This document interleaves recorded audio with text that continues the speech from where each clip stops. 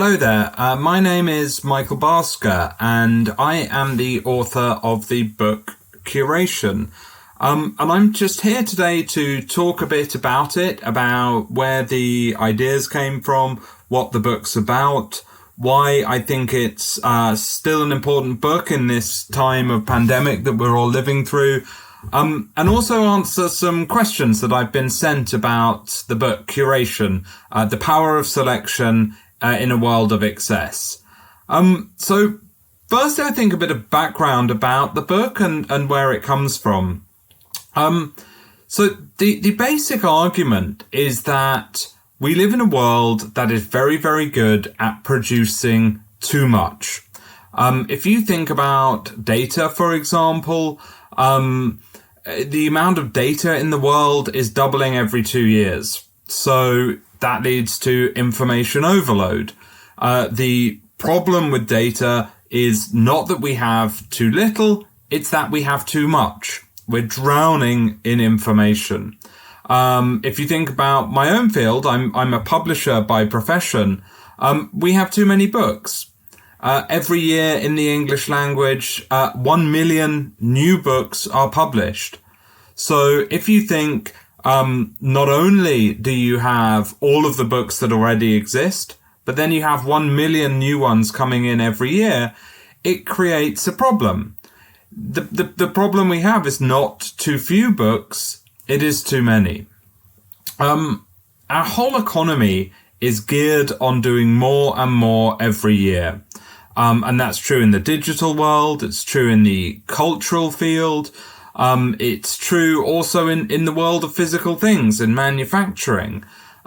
Everything relies on more and more all the time. So I think this is creating a new kind of situation. It's a situation where the problems are about having too much. So I was very conscious of this. But at the time, I was also very interested in digital technology. And I've been to many conferences where people would talk about curation. And they were digital conferences. They weren't art conferences. So I'd noticed that what used to be a term from the art and museum worlds, curation, had begun to be used by people in digital technology. It had become a buzzword. People were talking about curation all over the place. And I thought that was very, very interesting. And eventually it began to become clear to me that there was a connection between the fact curation had become a buzzword and this economy of too much that we'd created. That ultimately we needed to find ways to manage the excess of production that exists in the world, and that there was a huge value in finding ways to manage that excess. And one handy term for it was curation. So traditionally, historically, curation has been this very narrow idea of putting on exhibitions in museums and galleries. But now it's this wider thing. So what was the core of the idea of curation that was useful in this world of too much? Well, I see curation as being about selecting and arranging to add value. That's what traditional curators were doing at the core of their job. They were choosing which works of art would go in an exhibition, how they would be displayed, what they work well with. And so it's that principle of very careful, very expert selection, of taking just the most important and best examples from a very wide set of things. That's suddenly really interesting. If, for example, you have the millions of videos on YouTube, you need a curator. If you have the tens of millions of songs on Spotify, you need a curator. So at the heart of the book then is just that this idea of curation as selecting and arranging has gone from being a slightly peripheral activity to being something that is really necessary and at the heart of our economy. And I just gave two examples there YouTube and Spotify, which shows how much that is the case. Those are two of the biggest businesses around. They're both incredibly valuable. They both dominate their respective fields in online video and in music. They both generate a large amount of income as well as a lot of views or listens. And what's really interesting about both platforms is how they have invested in curation. And they've done that, as you might expect from a tech company, by creating automated algorithms. But they've also done it by investing in human curation. So they've hired lots of people who are very expert to put together playlists, to find ways of navigating all of this stuff. And again, I think that's a really important message. In the 21st century, we have created so much stuff that we need algorithms to help manage it. But crucially, we also need and want human curators. We still like the story. We still like the idiosyncrasy. We still like the fact that there's a connection with somebody else, with what they're thinking about. And so the future of curation and how we manage this world of excess is, for me, very much about finding interesting blends of algorithmic curation and human curation. And in the book, I think there's a lot of discussion of that, many examples of how a curation economy is evolving. What are the principles behind good curation? What might happen next in terms of businesses and even areas or geographical areas that can build a lot of value out of curation, and just a lot of stories about how it might work. So I do hope that might be of interest. When I was writing the book, it was a few years ago, and I don't think even I foresaw the extent to which questions of curation have become a geopolitical issue. You look at Donald Trump, say, or the Brexit referendum here in the UK, and what is striking is the extent to which social media platforms and the flow of information through social media platforms impacted on those elections. And so it really brought home how significant the curation of information is today. And I think there's probably never been a time where it's been more significant than it is now. And so what I think, we're all seeing is that fake news proliferates through social media, that there is curation there in that people are choosing this stuff, but it's bad curation. So this is, for me, really important. Good curation is about adding value. And I think what's happening here is that value is getting lost. It's not that we need more curation on these sites, in that actually I think they have lots of algorithms. There are obviously people there choosing what goes up, that is then dictated by an algorithm. It's just that we need better curation. We need platforms like Facebook to be able to take more responsibility. We need clearer rules and principles for that curation. At the minute, it's really not clear. So, in short, I think the whole question of fake news and curation just shows how important this is. We can't ignore curation anymore. It goes to the heart of our politics. And actually what we all need to be invested in is good curation and even having a debate about what that would mean in the first place. So let me give you a few industries that I think have become about curation. So retail is going in one of two ways. It is either heading towards high value, highly curated shops, or it is heading towards very low value, uncurated bargain.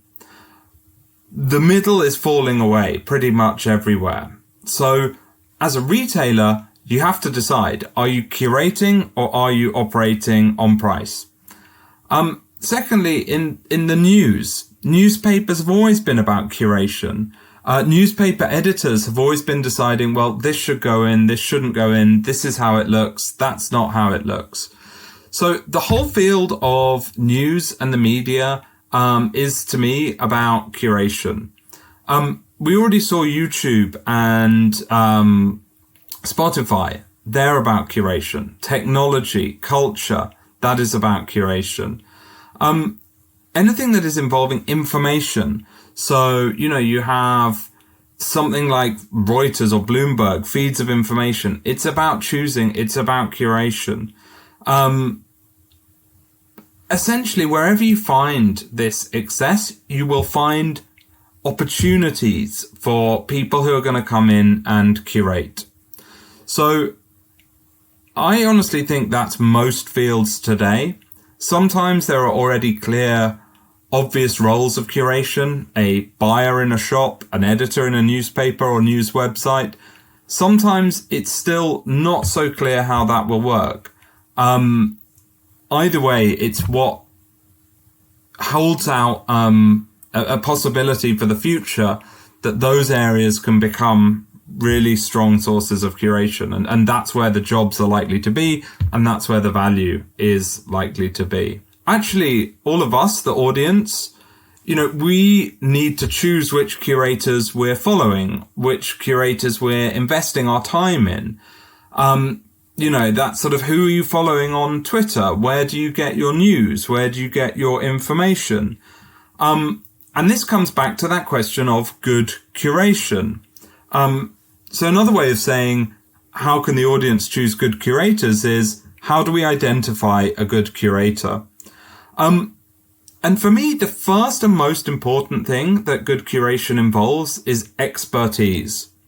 So if you're a fashion curator, then you've spent decades working there and you really understand every aspect of your industry, every aspect of design. That could be really, really important. Or say, if you're in a museum, that your curation is built on decades of knowledge. So expertise is one thing. I think responsibility is another. And I think just a consistent track record of doing the job well. And the truth is, there's no shortcut to how you can judge this, how you can judge a good curator. You have to look at them and decide whether they're good or not, just as there's no shortcut for them to be a good curator. We all have to use our judgment and use our knowledge about this. If it was both easy to be a good curator and to choose a good curator, then I don't think this conversation would be necessary. But it's not easy. It's not a quick route to either deciding or to being one. And this is something that everyone in the world now will need to devote more of their own time to. We can't just rely on what's already available as being something really good. So I'm sorry if that's not a very satisfactory answer, but the truth is, how do you choose a good curator? Well, you need to put in the time to research what a good curator for you would be and who might be a good curator. There's also the aspect that there's suddenly absolutely tons of scientific research and information out there. How do we parse that? How do we make sense of it? So what I think the most important thing is that it's obvious that the curation mechanisms have been failing to some extent. If you look at the fact that there's a lot of people believing in accurate information about the pandemic, there are a lot of people, including people in positions of political authority, spreading misinformation about the pandemic. It once again underscores how we have a need for better curation mechanisms. We have a need for more accountability. On the scientific side, I think it's highlighting that actually science is, like everything else, producing more and more and more. If you look at the number of scientific journal articles in the world, it doubles every 9 years and has done for about 80 years. And we now have hundreds of thousands, if not millions, of scientific papers published every year. And what you actually see in science is that the power of the top journals is growing because they are considered reliable curators. And at the same time, it's opening space for a whole new generation of scientific startups to come into that scientific information space. So, one, I think we now have lots of opportunities for how we manage scientific information. And there are new curation opportunities with science that are really interesting, exciting, both for individuals, businesses, organizations to come in and curate science better. And two, on the sort of fake news side of the pandemic and science, it just once again shows how the major curators of this world need to be held accountable. And we, the audience, need to choose good curators. It's sort of up to us as well as to them to say, no, we have to have standards. Well, I think the role of curators is getting more important by the year. And I think that was true with the pandemic. And I think it's also true after the pandemic. I think one interesting thing is that the role of the curator is changing. I think curators, for example, before the pandemic were having a lot of roles in shops and retail, in things like festivals and events and putting together programs. I think now everyone is probably spending a lot more time at home. So internet curators and cultural curators, say like the programmer of Netflix, are now more influential than ever. So curation as a whole was always important, but where the balance of curation is being felt most has shifted even more to things like online. I think the ultimate truth is that nothing is going to stop just this constant overproduction. Nothing is going to stop cultural and information overload. And that means the people and the businesses and the organizations and institutions and the mechanisms and the technologies that manage that overproduction will keep getting more valuable. And it's amazing how the pandemic may have slowed some things like new TV shows they've not been able to produce, but it's just created a new generation of writers. So that pattern of overproduction has carried on. It will carry on.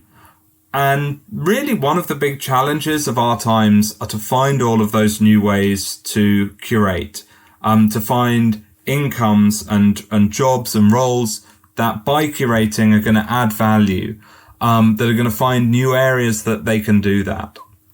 And I think that is one of the big underlying and under-discussed stories of the past, 40 years or more, really. But it's also a story that is still very, very much being written. So anyway, that's a brief introduction to some of the ideas that are in my book, Curation, The Power of Selection in a World of Excess. I'm always happy to talk more. My name is Michael Bhaskar. I'm on Twitter as at Michael Bhaskar, so you can find me there. And it would be very good to discuss more. Once things are calmer, I perhaps look forward to meeting in person. So anyway, do enjoy the book and we'll catch up soon. Thank you. Bye.